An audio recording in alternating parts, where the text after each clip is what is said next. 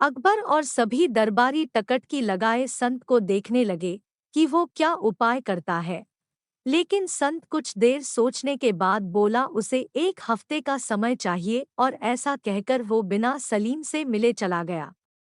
उस समय दरबार में महान बीरबल भी मौजूद थे।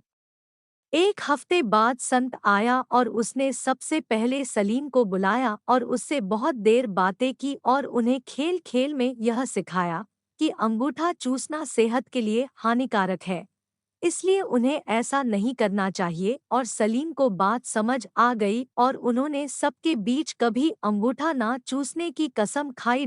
संत ने जो बातें सलीम को समझाई वो सभी आम बातें थी। वो चाहता तो यह बात उसी दिन दरबार में कह सकता है, लेकिन उसने हफ्ते का समय लिया।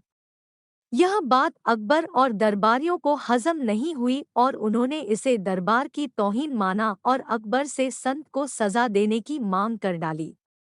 अकबर भी दरबारियों की बात से सहमत थे और उन्होंने भी सजा देना तय किया। लेकिन जैसे कि वे हर फैसले के पहले बीरबल का मशवरा लेते थे, उन्होंने इस बार भी बीरबल की तरफ देखा और पूछा कि आज तुम इतने खामोश क्यों हो? क्या तुम्हें नहीं लगता इस संत को सजा मिलनी चाहिए? तब बीरबल अपने अंदाज में खड़ा होता है, दरबार के बीच जाकर कहता है कि जहांपनाह मैं बिल्कुल उल्टा सोच रहा हूँ, इसलिए खामोश हूँ।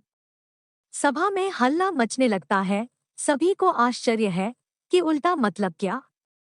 तब बीरबल कहता है, मेरे हिसाब से ये संत महान है, हमें इनसे सीख लेनी चाहिए और गुरु मानकर इनका आशीर्वाद लेना चाहिए और इनके साथ हुई गुस्ताखी की माफी भी मांगनी चाहिए।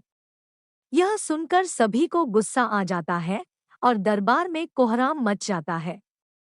तब अकबर गुस्से में बीरबल से कहता है, गुस्ताख बीरबल, तुम हम सभी की तौहीन कर रहे हो कि हम इस संत से माफी मांगे। तब बीरबल कहता है, जहांपनाह गुस्ताख की नाफरमानी को माफ करे, लेकिन मेरे मुताबिक यही न्यायसंगत है। अकबर कहता है, बीरबल अपनी बात को साबित करो।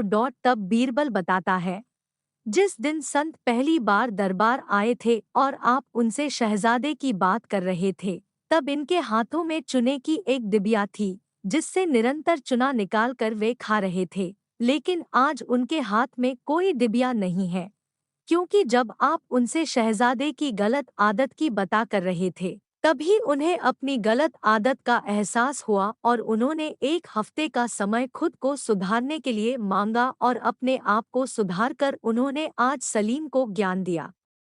ऐसे लोग बहुत कम होते हैं जो पहले खुद की कमी को देखे और उसे सुधारे, इसलिए मेरे हिसाब से ये एक महान संत है। सभी को बात समझ आती है और सभी संत से माफी मांग उनसे आशीर्वाद लेते हैं।